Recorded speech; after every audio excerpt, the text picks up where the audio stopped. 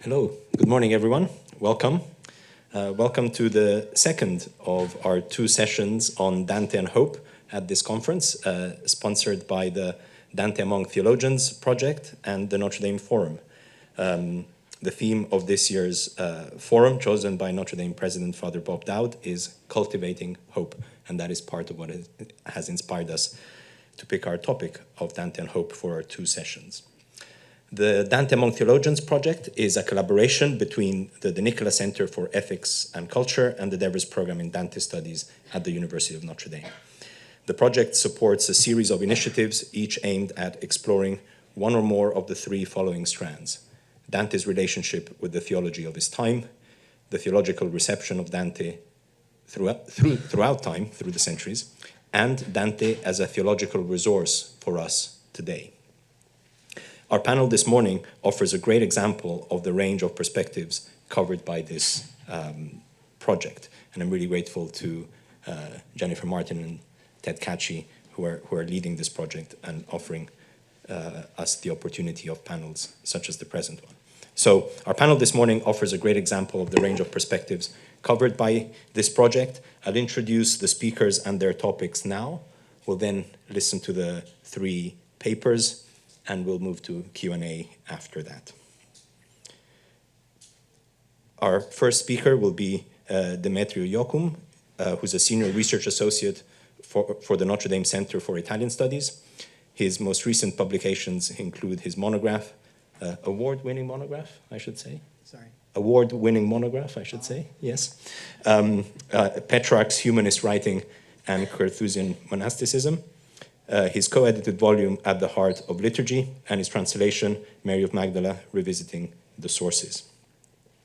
He will speak to us today on Hope That Endures, rethinking Dante's Commedia in Luigi Santucci's Eschaton, A Soul's Journey. Our second speaker will be Father Chase Pepper. Father Chase is a Holy Cross priest, a postdoctoral research associate at the Von Hugel Institute for Critical Catholic Inquiry at St. Edmund's College in Cambridge, and an assistant professor of theology at King's College in Pennsylvania, a Holy Cross school. He received his PhD in theology from the University of Cambridge in 2023, where he was a member of St. John's College, a Gates Scholar, and an assistant chaplain at the Fisher House Catholic Chaplaincy. He will speak to us today on Icons of Hope, Christ and Nella in Purgatorio 23. Our third speaker, joining us on Zoom, unfortunately, Paul Contino wasn't able to travel because of the travel issues here in the US over the last few days.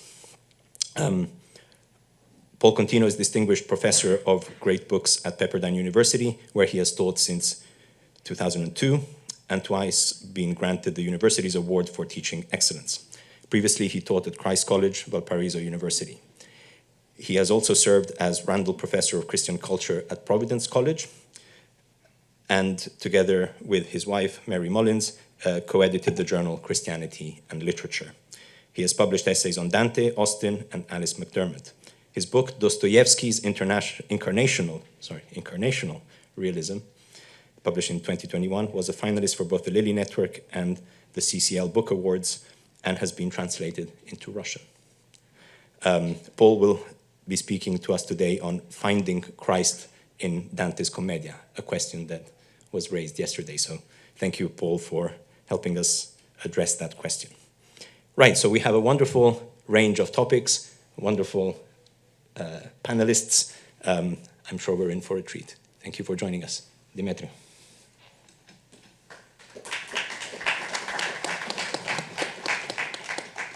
Good morning, and thank you for all being here. I'd like to begin by thanking the De Nicola Center for Ethics and Culture and the Center for Italian Studies, and specifically Ted Catchy and Jenny Martin for making this happen. And I'm also very pleased to be part of this panel and to contribute to such an important conversation on Dante among theologians with such esteemed colleagues and scholars. And I'll start now. In his letter to the Romans, St. Paul offers a striking and paradoxical image of radical trust.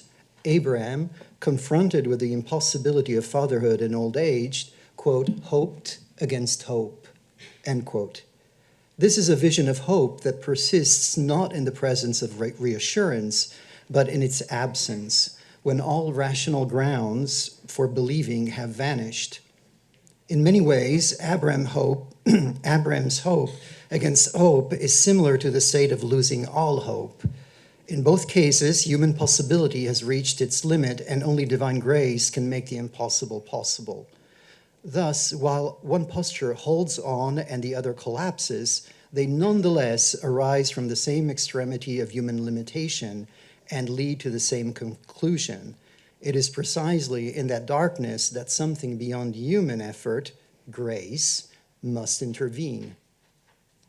What I want to suggest is that this tension between the endurance of hope and its impossibility and the utter loss of hope that requires grace is the foundational current in Luigi Santucci's Eschaton, Traguardo di un'anima, published in 1999. Santucci's prose work is a unique full-length modern adaptation of Dante's Commedia, consciously mirroring the soul's journey toward ultimate reality through a distinctly modern theological lens. Santucci makes a crucial and provocative narrative intervention. In his Paradiso, the protagonist is no longer guided by Beatrice, the traditional emblem of divine love and wisdom, but by a mysterious, childlike green creature, a transparent symbol of theological hope.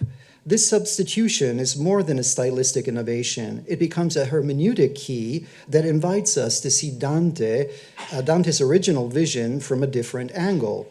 It prompts a compelling question.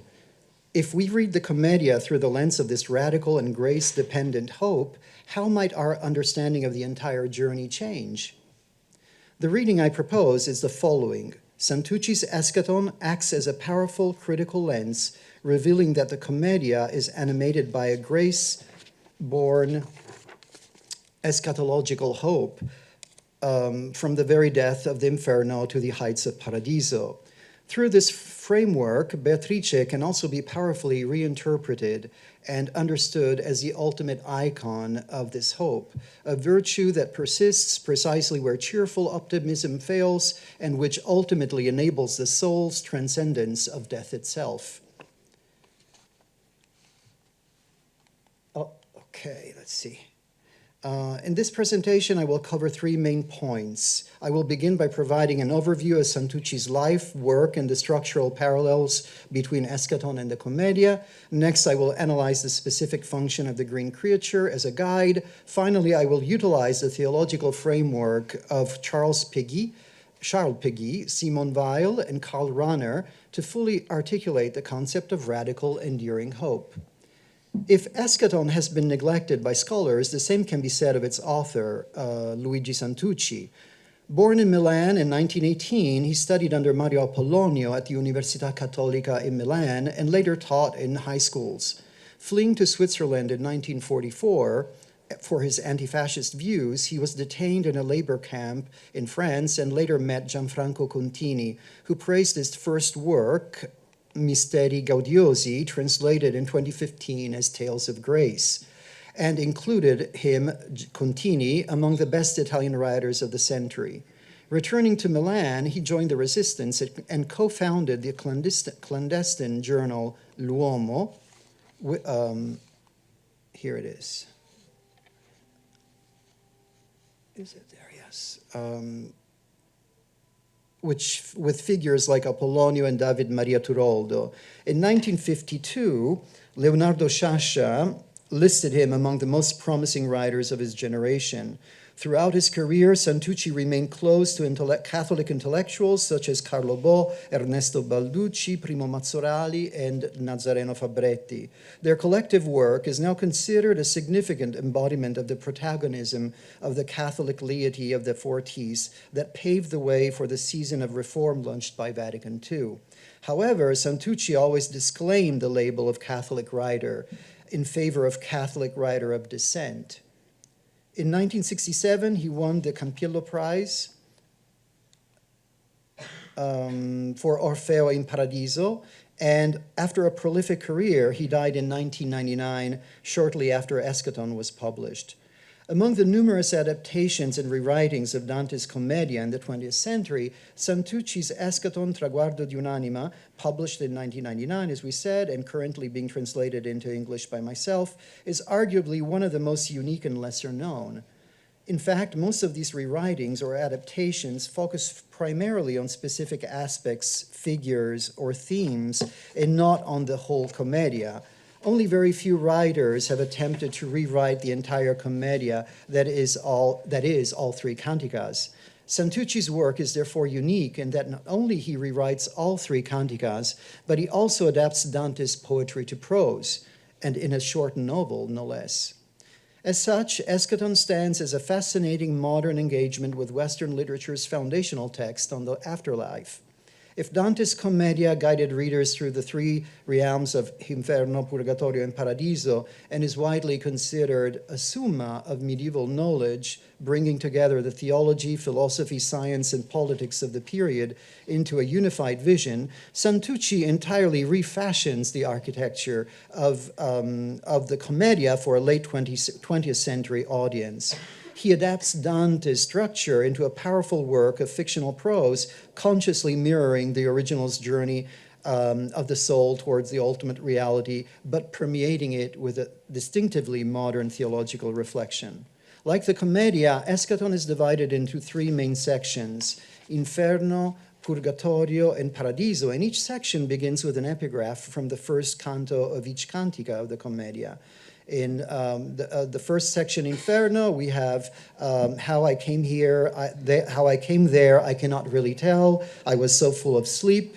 And for Purgatorio, we have where the soul of man is cleansed. I'm reading directly in English. And then we have the final one in Paradiso, from Paradiso 1:4-6. It was in that heaven which receives more of his light. He who comes down from there can neither know nor tell what he has seen. Santucci's Eschaton is fundamentally a meditation on ultimate realities, marked by moments of revelation and situated wholly within the interiority of the self. In the first section, Inferno, after a night of heavy carousing, the protagonist is found lying on a bed, trying to fall asleep, but to no avail. Quote, I soon realized that I wasn't sleeping, but was instead living a condition I had never experienced before. Like running away, a rush out of my whole being, released from the energies that held me together, and in an unstoppable downward spiral, I sank like an object slowly going down towards the bottom of a lake, end quote. In this Dantean dark wood, a new and strange figure approaches him and whispers words that arouse in the narrating figure anxiety and distress. Don't you recognize me? He asked. I'm the deepest part of yourself. You can call me Funditus. It's not clear whether Santucci's Funditus should be seen as the personification of the protagonist's conscious or subconscious, perhaps both. The name Funditus, however, clearly points to what is most profound in ourselves, and as Funditus accompanies the protagonist through hell and purgatory, he clearly plays the role of guide like Virgil was to Dante. And it is precisely Funditus who plunges the protagonist in the pits of hell, with its vertiginous destiny of nothingness, only to open the door to purgatory, where a cathartic purging of the writer's memory and revision of his life takes place. Here, the protagonist begins to recover his capacity for love. Santucci's Purgatory, in a way, has a confessional intimacy, suggesting that purification is less about expiation than about learning to see one story with compassion. And it is here at the end of the section that the protagonist, after being purified from shame, remorse, and lack of love, is finally entrusted to a modern little Beatrice, referred to as the green creature, a clear embodiment of hope, both childlike and radiant. It is she who takes the narrator by the hand and helps him cross the two rivers of Lethe and Eunoe, just as in Dante's Commedia. I remembered from the poet, Dante, how the rivers of memory were, the one that erases every evil done or suffered, the other capable of restoring everything good, beautiful, and happy that has been experienced. After reliving the childhood memories, the green creature leaves the narrator's hand, who then finds himself facing a very beautiful lady wearing a dress of that same green color, who turns out to be the narrator's mother. Heaven in Santucci corresponds to the recovery of what we have loved and lost, the fulfillment of our desires, and the encounter with our loved ones. And it is the narrator's mother who reveals to him and to us what is true joy. It's ubiquitous, she says. It's within the stroke of our every hour. Even if it lasts for a moment, you can realize how beautiful life is and save yourself from its disappointments and its poisons. End quote. The end of the journey in Eschaton does not bring the narrator to the beatific vision of God as it was in the Commedia. However, it is here that the hell of nothingness and the purging of purgatory are overcome by the discovery of the heavenly bliss of childhood simplicity and the embrace of loved ones. The central and most provocative innovation in Santucci's adaptation is found precisely in Paradiso, where he replaces Beatrice with this green creature. This childlike figure, a small and assuming embodiment of hope, is directly inspired by the poetic theology of Charles Péguy, for whom hope was the smallest and yet most powerful of virtues, a child who walks humbly between her elder sisters, faith and charity. In the narrative, this guide's function is not to provide rational explanations or dazzling revelations. Instead, it embodies a profound perseverant trust. The green creature demands that the protagonist follows even when the way is unclear, when traditional wisdom offers no solution, and when reason itself fails to justify the path forward. This quiet, persistent presence is a very personification of hope, a trust that defies circumstance and becomes the true engine of the soul's journey toward the ultimate reality. To frame this radical Péguy-inspired hope that guides Santucci's narrative, I'd like to turn briefly to three theological voices. First, Charles Péguy himself, who's the portal of the mystery of hope, provides the direct source for the green creature. Péguy's vision of hope is highly specific. She is the youngest of the three theological virtues, often overlooked, yet she is the one who truly moves forward. Quote, "The little hope moves forward in between her two older sisters, and one scarcely notices her. On the path to salvation, in between her two older sisters, the little hope pushes on. In between her two older sisters, faith and charity, the Christian people willingly believe that it's the two older ones who drag the youngest along by the hand. In the middle, the two older ones who drag the youngest along by the hand. In the middle, between them, they are blind who cannot see otherwise.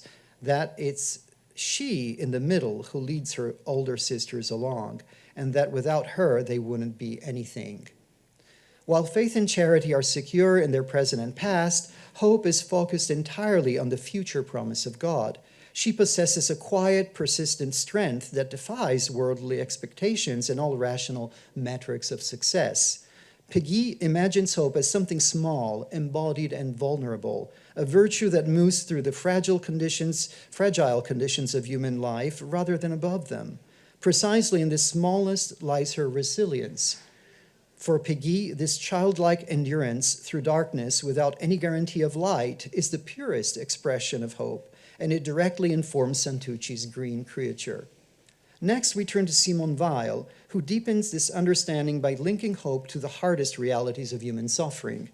For Weil, true hope has nothing to do with easy optimism. It is forged precisely in affliction, where all ordinary supports collapse. At the center of her thought is a tension, not passive waiting, but a demanding, sustained effort of the soul to remain open to God in the midst of profound spiritual and physical darkness.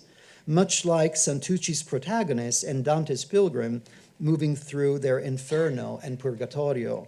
In this state of helplessness where self-reliance fails, hope becomes the active waiting for grace.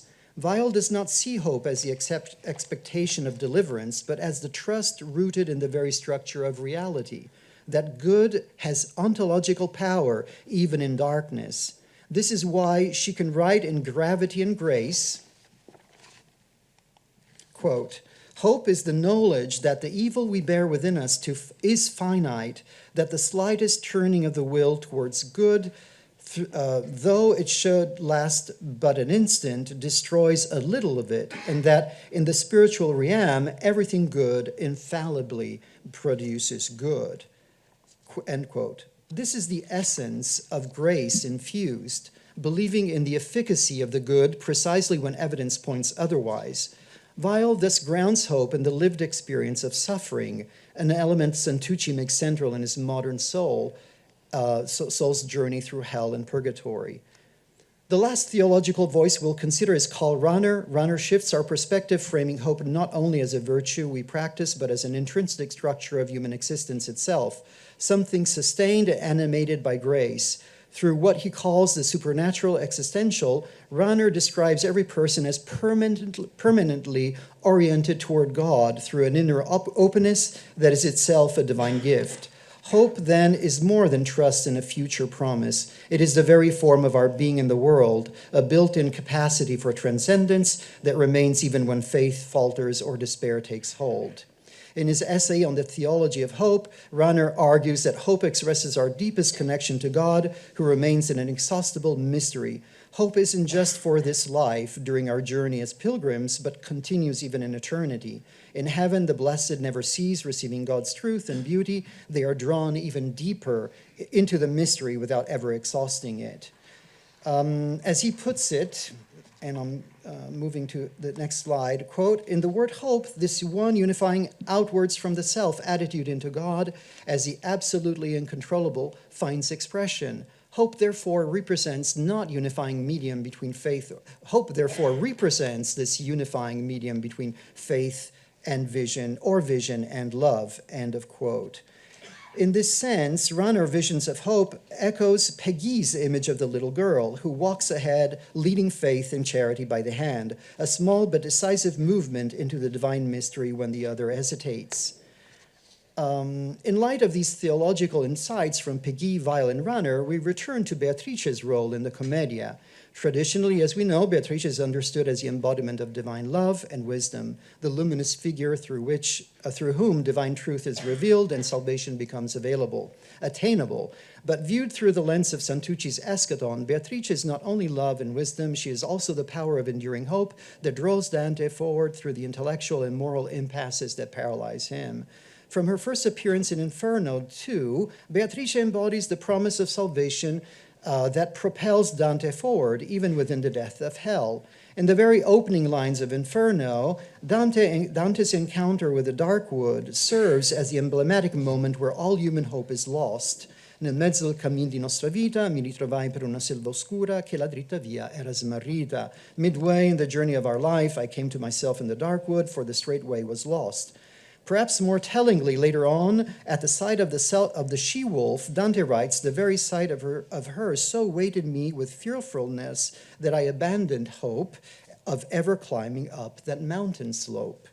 Here, in the death of terror, confusion, and despair, Dante stands as a figure bereft of any earthly sense of direction or expectation, and it is precisely at this darkest moment of human hope that the seeds of divine grace take root. This dark wood moment is a true turning point, the point where human hope ends and divine grace begins. From this emptiness, all subsequent instances of hope, whether through Virgil, yes, Virgil represents hope in Dante and for Dante, or Beatrice's guidance, or the ultimate glimpses of salvation, emerge not from human effort or will, but from the divine grace that fills the void left by human helplessness. Beatrice is the object of the pilgrim's hope before she becomes present. This hope is not passive assurance, but an active force, a radical trust that something beyond immediate suffering is possible. Beatrice embodies the hope that defies the rational despair that Virgil cannot overcome. She is the radical hope sustaining the pilgrim as he ascends the mountain of purgatory and rises into the dazzling light of paradise. Ultimately, this radical hope is the true engine of spiritual transformation for both Santucci's modern protagonist and Dante's medieval pilgrim. As we know, the Commedia is not a triumphal march of optimism, but a passage through darkness, affliction, and incomprehensibility.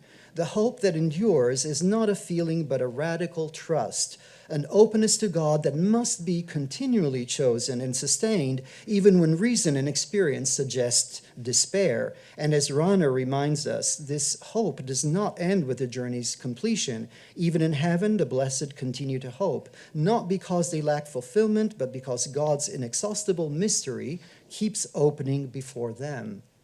By placing the green creature of hope at the culmination of eschaton, Santucci illuminates this hidden dimension of Dante's masterpiece, the necessity of believing against all odds, trusting that the divine promise will be fulfilled even in the deepest darkness.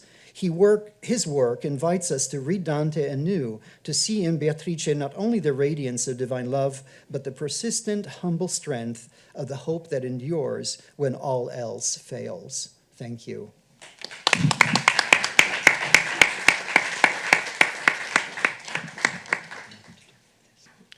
Good morning, everybody. When I saw that I was going to be presenting in coordination with a paper on Luigi Santucci and the presence of Christ in the Commedia, I couldn't help but think Luigi Santucci has this book too. It's called Wrestling with Christ, and it is maybe the most remarkable life of Christ I have ever read. And I just wanted to plug it a little bit because it was really, really good. For example, he tells the story of the multiplication of the loaves and the fishes from the perspective of the fishes in the basket being multiplied. So this is just a trip, so I recommend it. And I don't have slides because I don't trust myself to navigate slides and read at the same time, but I do have a handout that is being passed out that has the texts on it that I'm going to be focusing on and discussing, so there are enough for everybody. Please make sure you get your hands on one.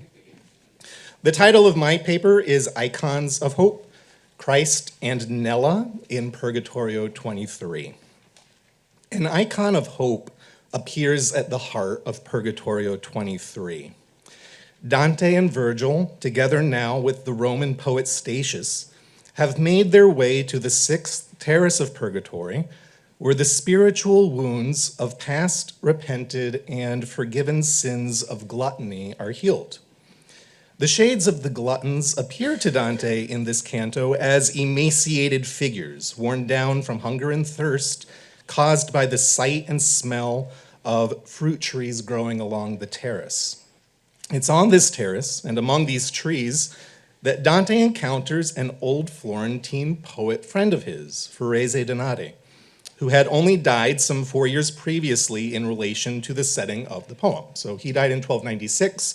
We remember that the poem is set in the year 1300, in the first Jubilee year of the church. We are in the 28th Jubilee year of the church now.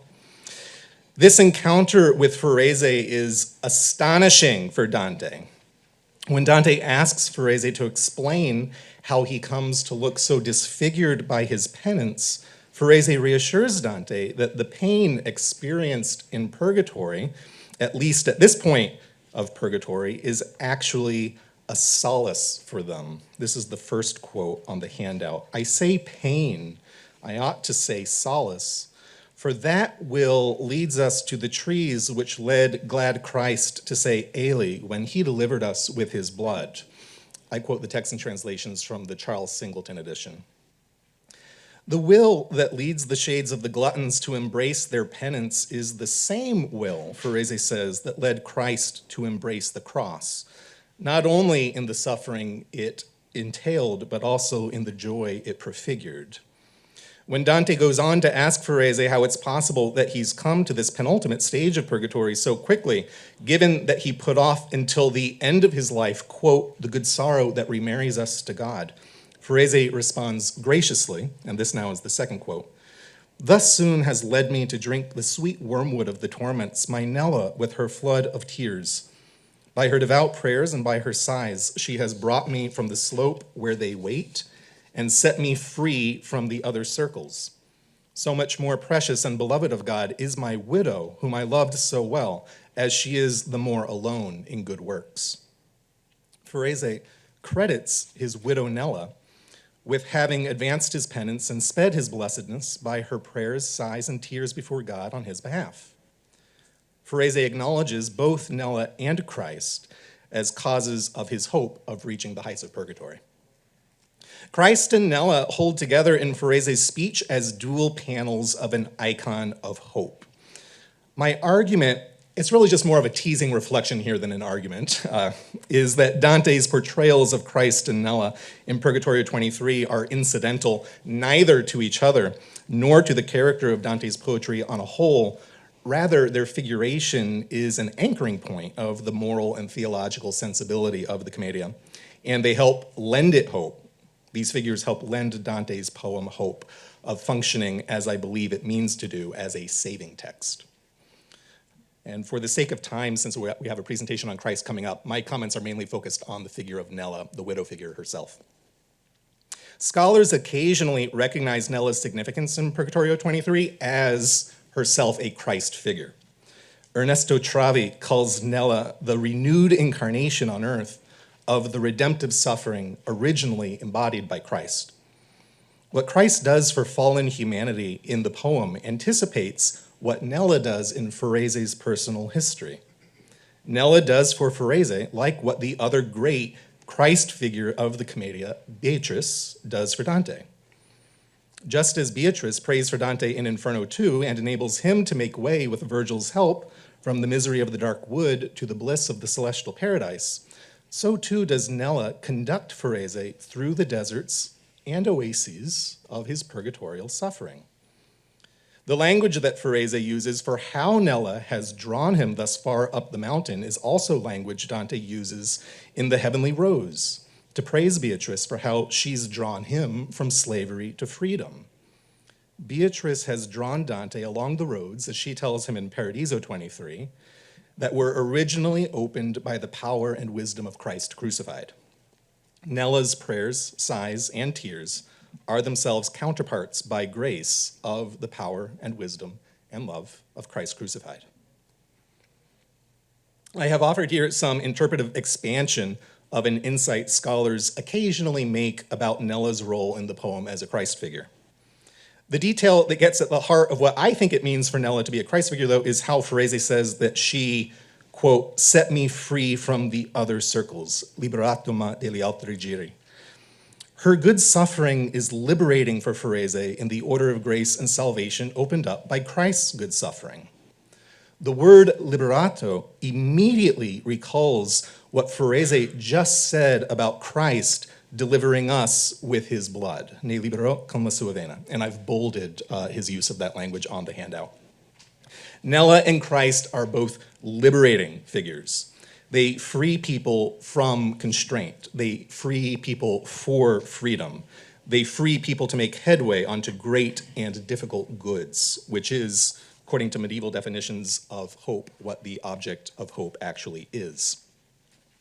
For all the talk of freedom in the Commedia and all the language Dante uses to discuss freedom, however, the lemma liberare, that verbal form of the word, is actually quite rare. Dante uses it on only 3 occasions. Twice here, within 15 verses of each other, connecting Christ and Nella, and once earlier in Purgatorio 11, as part of the formulation of the final petition of the Lord's Prayer that Dante hears the shades of the proud making on their belabored rounds of that terrace. On the terrace of pride, Dante heard the shades of the proud praying at one point, this is the 3rd quote, "Our strength, which is easily overcome, put not to trial with the old adversary, but deliver us from him who so spurs it. This last petition, dear Lord, we make not now for ourselves, for there is no need, but for those who remain behind us."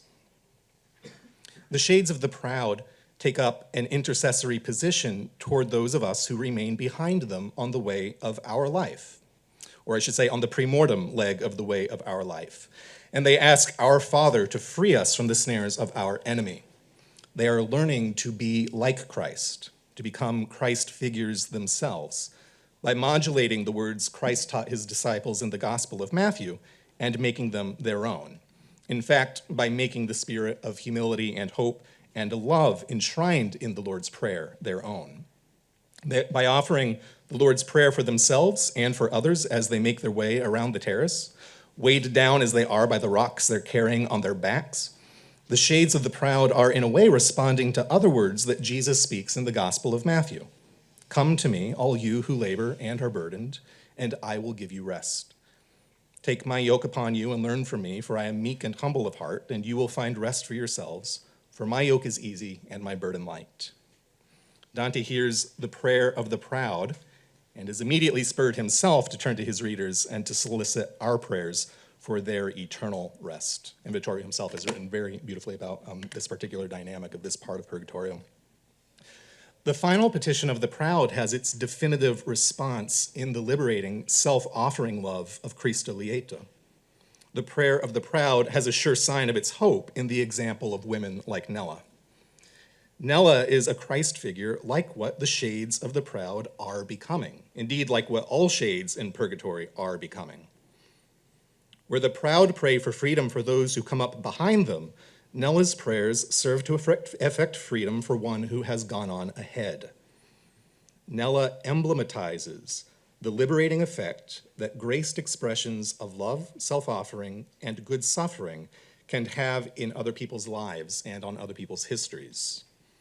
And Nella herself, it's important, I think, for us to remember, is a gracious expression of Dante's poetry. He's crafting her, he's creating her, he's an expression of the comedy. Dante treats Nella poetically as a memorial of love in correspondence with the memorial of Christ's sacrifice. Insofar as the Commedia takes note of such love and styles itself on such love, it suggests that it too has a liberating role to play in people's histories. Crucial to Dante's depiction of Nella, though, isn't just that she's a Christ figure, she's also a widow figure. She's a good widow. And this isn't something that we should necessarily take for granted.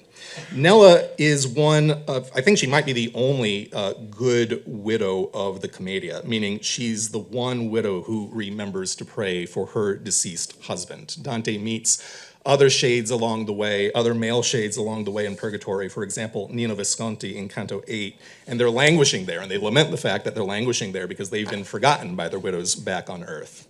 It was understood to be a spiritual duty of widows in the Middle Ages to pray for their deceased husbands and to carry on the family memory that way.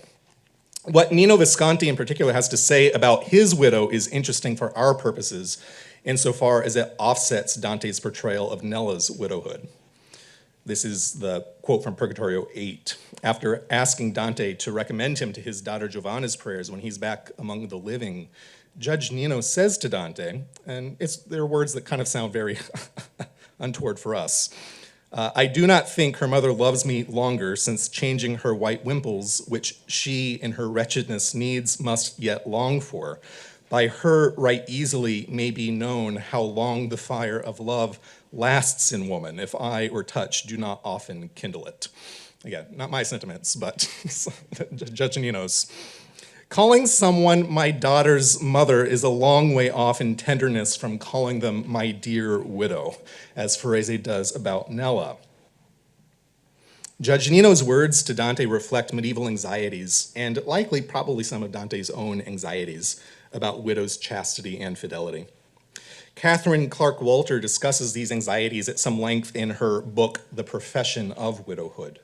Ideal widows, true widows, following St. Paul's language in 1 Timothy 5:5, were bereaved women who remembered their husbands in prayer, committed themselves to other prayers and good works, lived chastely and temperately, and maybe even embraced a new penitential order of life, to recover spiritually from the years when they knew carnal satisfactions. Because you need spiritual recovery, I guess, from some of those. And they had known satisfaction, and how do you just give that up when your husband dies? This is the way that like the anxieties in the Middle Ages kind of went sometimes. Judge Nino's widow couldn't resist. Many widows' medieval suspicions went, probably couldn't or didn't, at least not without a great deal of oversight and support. A widow could protect herself from societal suspicion and distinguish herself, for example, by taking vows of chastity or entering tertiary communities. Medieval widows had saintly widows like Anne from the Gospel of Luke, Humiliana of Cerchi, and Elizabeth of Thuringia to model their lives by. But they were also overshadowed by the image of the merry or roving, profligate, unfaithful widow that appeared in sermons and in satires. Walter writes that medieval widows, particularly in the Florentine context, found themselves in a tight position, for while, quote, they were expected when the time came to live according to the Christian guidelines for chaste widowhood, yet they were often seen as frauds for doing so, and were forced to protect their virtue and good name from the stinging accusations of their society. Nella appears in Purgatorio 23 as an ideal widow by medieval standards. She prays for her deceased husband in sighs and in tears. She's recognized as being dear and delightful to God on account of her piety. Her chastity and temperance are indisputable, and they stand in prophetic contrast with the profligacy of the other young women of Florence, le sfacciate donne fiorentine, whom Dante castigates immediately after his praise of Nella for their wanton displays of immodesty in public. We could see Dante as defending the historical Nella from societal suspicions by depicting her this way. He's defending a woman whom he himself once cast social aspersions on in his poetic exchanges with Ferese. I'm referring here to a series of 6 sonnets Dante and Ferese are reputed to have exchanged with each other during their time together in Florence in the 1290s. They are scurrilous and abusive in what may or may not have been a friendly way. Dante's first sonnet in this exchange to Ferese is entirely about Nella and her poor health and her marital dissatisfactions, if you get my drift. And the quote is, the sonnet is on the back of the handouts, in case you're interested in reading it. The married woman Dante once used, as the English would say, to take the piss out of Ferese, and I use a little crude language because it's a crude poem. Now that she's a widow, Dante speaks of in a way that promotes her reputation and dignifies the memory of Ferese. Dante, I think, is trying to make up for the poetic injustice he once did Nella. We could see Dante as responding in this way to the injunction in the letter of St. James to take care for widows, without which there is no true religion or living faith. St. James, as we know, is the great witness to hope for Dante in Paradiso 25. By enshrining the memory of a true widow at this point in his poem, Dante makes a tacit statement for his poetry that it can make up for past errors, do justice for widows, and witness credibly thereby to living faith and hope for others. Dante does more than just defend Nella, though. He exalts her. He aligns her with the greatest figures of hope in the Commedia. I'm thinking in particular of Gregory the Great and how he, through his living hope and his prayers, helps to harrow Trajan from hell. We hear about that in Purgatorio 10 and Paradiso 20, where the other language of Vedavella is used in the Commedia. Dante takes the traditional image of the good widow and makes her a guide to the perpetual wedding feasts of heaven, of which Christ is the fruit. Nella holds out the fruit of Christ in her own character. Maybe there's fruit Dante wants us to reach for in his words, praising Nella as a Christ figure as well. Thank you.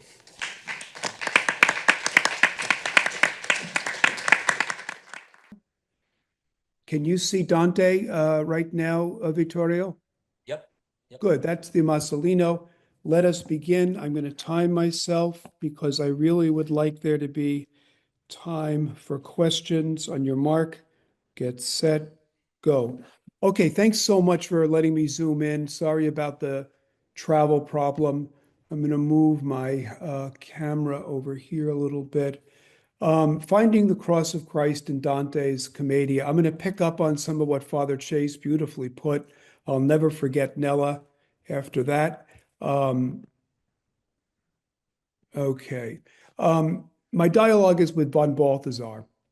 And this icon of Christ, the 6th century Sinai icon, will play a role later.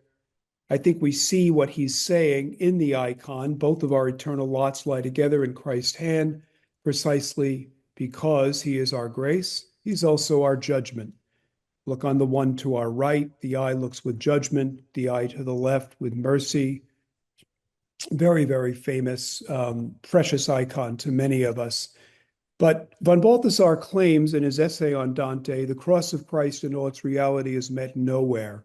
What does he mean by this? How can he not see the cross of Christ in all its reality in such a deeply incarnational work?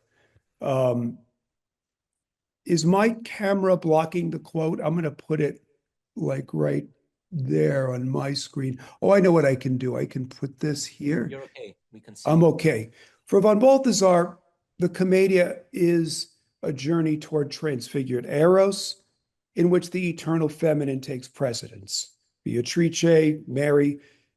He writes, the full concept of love in Dante cannot be adequately described either as eros, a striving upwards, or as agape, condescending. From the first, love in Dante is seen and described as lying beyond this opposition. And this beyond becomes ever clearer in the successive stages of the work. I agree, it does become clearer. But why not call the beyond caritas? The classic synthesis, thanks to Augustine, of eros and agape, practicing caritas like that of Nella's, becomes an analogy of God's love exemplified by Christ in his incarnation and his redemptive work. For von Balthasar, let's see, I'm going to click that. We see this in the imperative for Dante to descend, that he must descend. Through the intercession of Mary Lucia Beatrice, Dante meets Virgil. He's got to go down before he goes up. This is the pattern of Christ, who descended into hell, rose, and ascended into heaven. So when he goes among the pagan poets in limbo, he is, okay, I'm going to press OK here so I can see. He descended into hell, as the Apostles' Creed said. In limbo, Virgil describes this. Virgil says, I was new, entered on this state, when I beheld a great Lord enter here. The crown he wore, a sign of victory. He carried off the shade of our first father, Abel, and then Noah, Moses, Abraham, David, and many others. He made them blessed, and I should have you know that before them there were no human souls that had been saved. Beautiful image of that moment. Well, might the cross of Christ save all, including Virgil, his cohorts, and for that matter, all? Von Balthasar invites us to think about this. There's Satan being stamped upon, and dare we hope that all men be saved. There's a warrant for this. God desires that all men and women be saved and come to the knowledge of truth, 1 Timothy. And when Beatrice summons Virgil, she says, I shall often let the Lord hear your praises. And we all know that there are implications to such a promise. Will Virgil be saved? Well, we'll all be saved. Beyond the inferno, and I've gone past many things we could point to, but I'm always happy to get out of hell and to the sunny climes of purgatory, which looks like the big island of Hawaii to me. And I'm going to use some Notre Dame theologians, including Khaled Anatsolius, because in Purgatorio we see what he calls doxological contrition. I highly recommend this beautiful book, Deification Through the Cross. His theses are two. Christ saves us by fulfilling humanity's original vocation to participate from the position of the Son in the mutual glorification of the persons of the divine Trinity. That's doxology. Number two, Christ saves us by vicariously repenting for humanity's sinful rejection of humanity's doxological vocation and its violation and distortion of divine glory. The coherence of these two features of Christ's work of salvation can be designated doxological contrition. So it entails our participation in Christ's act of redemption. It's the path of sanctification toward our ultimate deification. Its two constituent elements are right worship, repentance, and these, as Anatolius says, are explicitly identified by both scripture and tradition as features of human salvation. And at least implicitly, themselves associated with Christ's salvific work. We see this in purgatory. Going up the steps, von Balthasar himself says that the red one is love, standing for the absolution that flows from the wounds of Christ, but the souls participate in such loving doxological contrition. We see this in the Terrace of the Proud, which Father Chase just spoke of. The proud pray, Our Father. Joyfully the souls receive the gift of divine adoption, and they respond with their own sacrifice. Just as your angels, as they sing Hosanna, offer their wills to you as sacrifice, so may men offer up their wills to you. In the lovely phrase of Rowan Williams, we see the hybridity of gift and task. Or as Leonard Di Lorenzo, another Notre Dame scholar, says, they accept Christ's gift in accepting others' burdens as their own.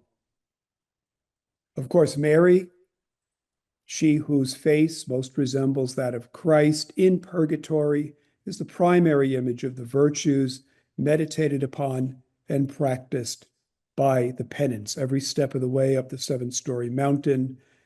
She is the one who exemplifies those virtues. And Father Chase, here we are. You don't have any PowerPoint. Here's our man Ferrezi. Thin as a rail. He's been fasting. And it's one of my favorite encounters too. But I'm going to quote the lines that Father Chase quoted from Singleton's translation. This is Mandelbaum's. They're looking at that tree. It's the most luscious fruit in the world. They don't eat it. It's tantalizing, but they refrain. And he says, I speak of pain. I should speak of solace, for we're guided to those trees by the same longing that guided Christ when he come to free us through his blood he shed. And in his joyousness called out, Eli, Eli, lama sabachthani. The tree of penitence is analogous to the tree of life, here painted by Taddeo Gaddi. If you've been to Santa Croce in Florence, the cross becomes the tree, the spiritual gifts. You see Francis clinging to it below. Later in Purgatory, we meet Beatrice, first very formally in the procession. Singleton rightly points out at the center is Christ and his church. The griffin symbolizes Christ and draws the chariot, which is Christ's church. Beatrice's judgment of Dante becomes an analogy of the last judgment. And in their very private, painful, personal moment of confession, she serves as a kind of alter Christus. Here, von Balthasar sees the dynamic goal of the whole journey and just as much a point of departure for paradise. His confession is brief, but serious. Mere appearances turned me aside with their false loveliness as soon as I'd lost your countenance. With Beatrice as his guide, he goes to heaven. Now, in the beginning of Paradiso, we're given what I think is the Christological warrant for the analogia entis, the analogy of being, so important to Shavara, to Balthasar. That is, created things, created persons are both like, and even more unlike, their creator. Well, why so? John, in the beginning was the Word was with God, the Word was God. He was in the beginning with God. All things were made through him. Without him, nothing was made that was made. Another Notre Dame theologian. What wonderful people you have at South Bend. I wish I were there. But John Betts has written a recent book, Christ, the Logos of Creation, an essay in analogical metaphysics. And he writes, the world Christ saves is his world from the beginning. This world is essentially an analogy of the Logos, not just some general Logos, this Logos, the incarnate Logos, the very one which we have heard, which we have seen with our eyes, which we have looked upon and touched with our hands. We tend to practice, he says, to separate the doctrine of creation from the doctrine of redemption, although according to Scripture, creation from the beginning was never anything other than a plan laid down before all ages to gather up all things in Christ, all things in heaven and on earth. Beatrice herself provides the explanation of this right in the first canto of Paradiso. Why are we going up, Dante asks. Because that's how we were created. The world is essentially an analogy of the Logos. Here's Beatrice. All things among themselves possess an order, and this order is the form that makes the universe like God. Here to the higher beings see the imprint of the eternal worth, which is the end to which the pattern I've mentioned tends. Within that order, every nature has its bent, according to a different station, nearer or less to its origin. Therefore, these natures move to different ports across the mighty sea of being, each given the impulse that will bear it on.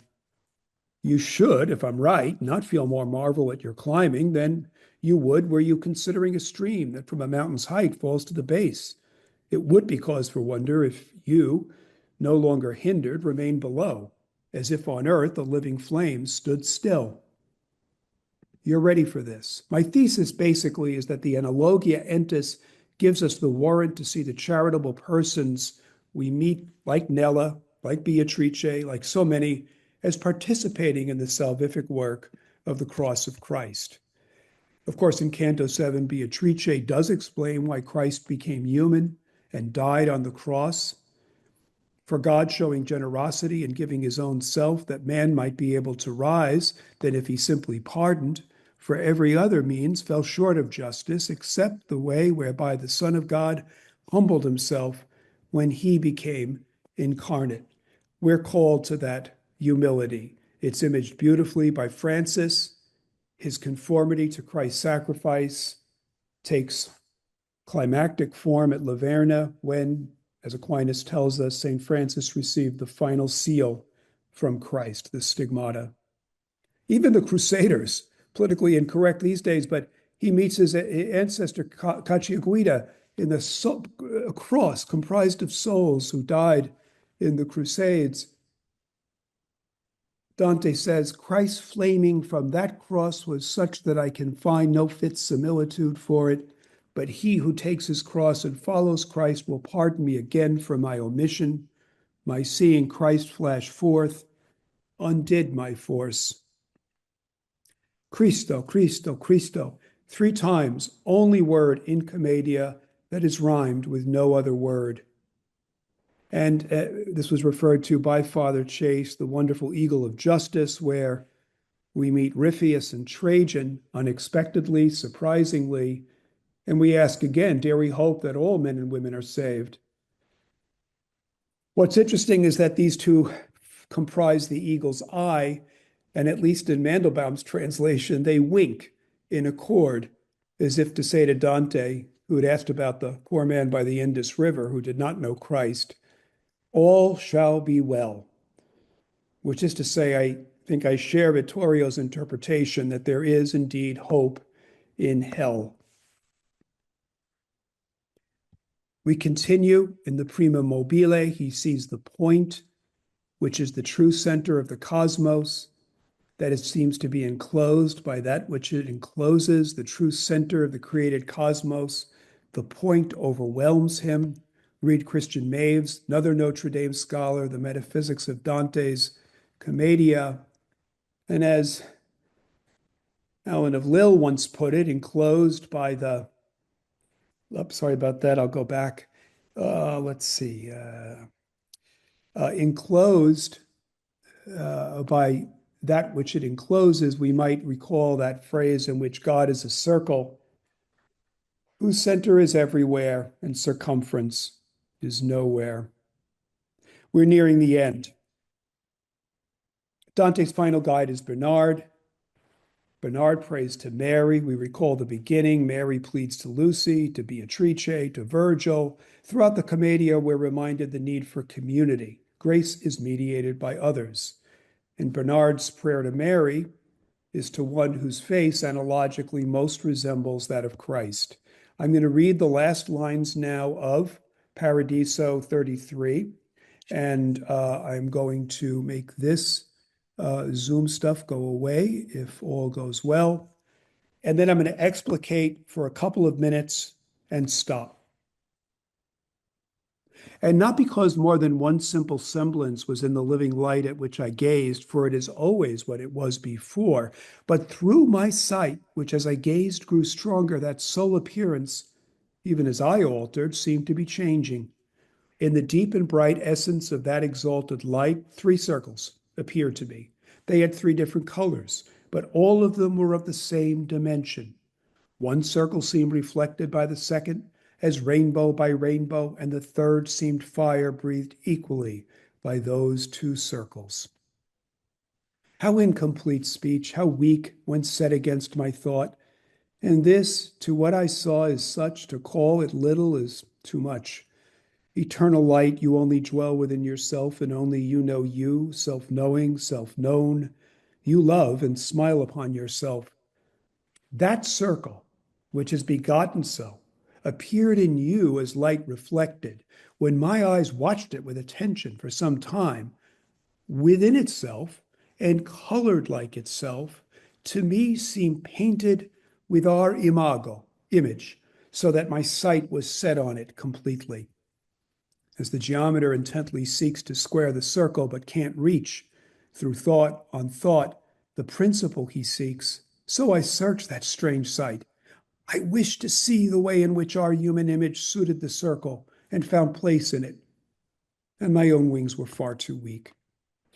But then my mind was struck by light that flashed, and with this light received what it had asked. Here, force failed my high fantasy, but my desire and will were moved already, like a wheel revolving uniformly by the love that moves the sun and the other stars. Very briefly, some illustrations of this final, ineffable vision. He sees the Trinity, the colors like a rainbow, fire breathed from the 3rd circle. I've never been happy with the image on the left. Yes, my friends, I confess I went to AI, which produced the image on the right, mea culpa.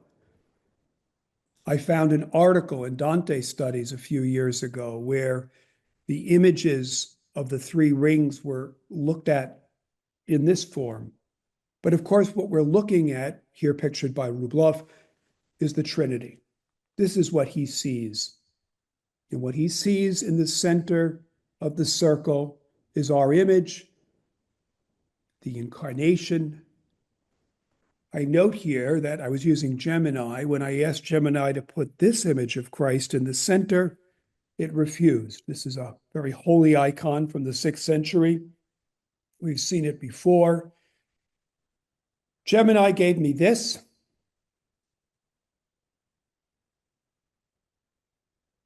I love this image of Christ. He seeks to understand how the incarnation can be inscribed within the Trinity, like the geometer intensely who seeks to square the circle. And I'll leave it to the Dante scholars to correct me, but apparently as a student, Dante tried, and these are his writings. Ferchero tries to image the wheels within Dante, even as it's the center of the cosmos. Finally, the love that moves Dante's will at the end of the poem is the same love that moves the sun and the other stars. In the final image, Dante the pilgrim becomes Dante the poet. He's moved by Trinitarian love to write his poem for his fellow pilgrims. He writes with and this is an image that occurs early, and I call it kenotic, Philippians 2, the kenotic power that drew Marsyas from his limbs sheath. He invites us to journey with him, to be transformed, transhumanar, that word he gives us in Paradiso 2, to return to our own true home, where our creaturely likeness to Christ, the logos of creation, will finally be restored. Thank you. Time for questions for everybody. Thank you.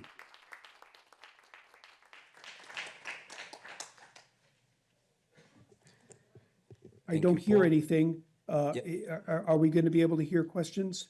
I think so. We have a microphone that should help Wonderful. with that. Good. And Fantastic. thank you, Paul. Thank you to all of our panelists for 3 thought-provoking papers. we have some time for questions, and there's a microphone ready to hand. Yeah.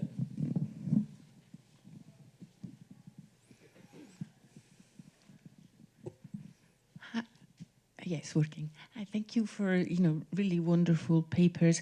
I mean, I don't have a proper question. I haven't yet elaborated it as a question, but I've really been struck by this rereading of the image of the vedovella, of the widow, which you gave us. So thank you very much for doing it, because as we know, widowhood is very important to Dante, as a poet, right?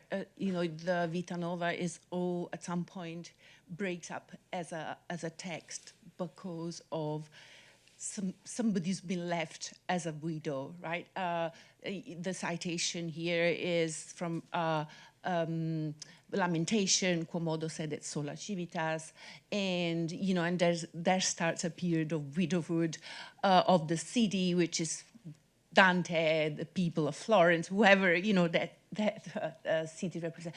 So I'm now thinking about this image of widowhood, which is so important for Dante's rethinking of Beatrice, of her departure, of her role as a liberator later on, and Christ, as you were rightly saying.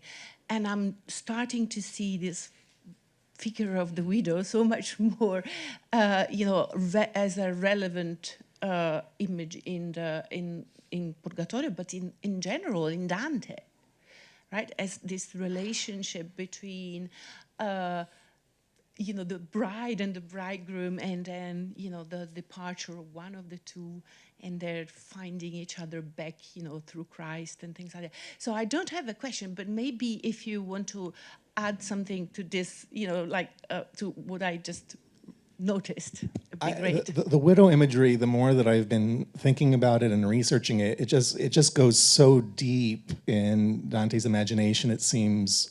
Yes, your quotation of the Vita Nuova and the description of Florence in the wake, the whole city in the wake of Beatrice's death as a widowed city from there on out. In the Convivio too, Dante refers to his life in the wake of Beatrice's death as my widowed life. And so, even provocatively tying some of the imagery of the earthly paradise, the trees of on the Terrace of Gluttony are descended from Dante calls it the widowed tree of the knowledge of good and evil in the earthly paradise. And when the griffin attaches the cart to the widowed tree, it comes alive again in blossoms that are. Mary Ann Shapiro has a great article about the widow imagery of the Commedia and the color symbolism of the blossoms of the widow tree. And yeah, that's just me reflecting to say, I think it goes a lot deeper than people really have given it credit for up to this point, and finding hope in the widowed conditions of humanity. You can apply that to the identity of the church, awaiting for the second coming of Christ. You can apply it to Florence's history. You can apply it to Dante's personal history. You can apply it to the Nella and Frese. Thank you. And if you think, once Beatrice dies, Dante asks for the entire city to pray for, right? To engage in prayer as a widowed city. So it's exactly the same pattern. Thank you so much. Thank you. Thank you. Do we have other questions?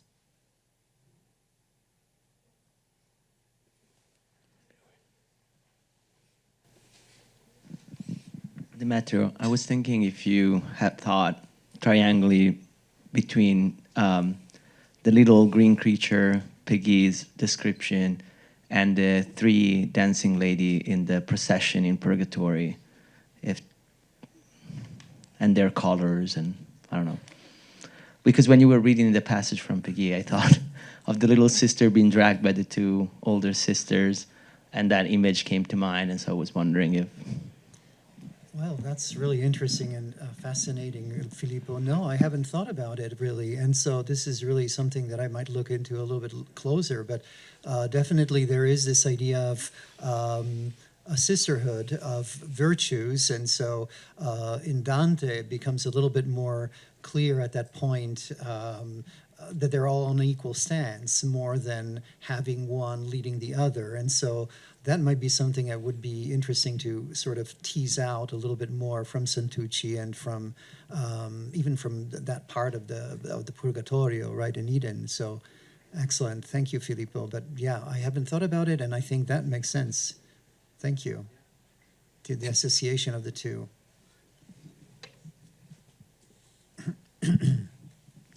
I thought, Demetrio, thanks to all three speakers. I thought Demetrio's paper might be interesting in relation to Paola's work and the question of the project about what's the relationship between the theological thinking about hope and the theological virtues in Dante's context and compared to a contemporary context. Because if I was listening carefully to your account of these modern takes on hope and their relationship to faith and charity, it seems to be different, and it might in different and interesting ways that might be worth exploring further. And then the other widowed city in Dante is Rome, of course, and that's a very powerful I wouldn't even call it a sub-theme throughout his works. Thank you. Thank you. Thank you. I think we started a couple of minutes late, so I think we have time for one more question, just to compensate, if there is one. Yes, thank you.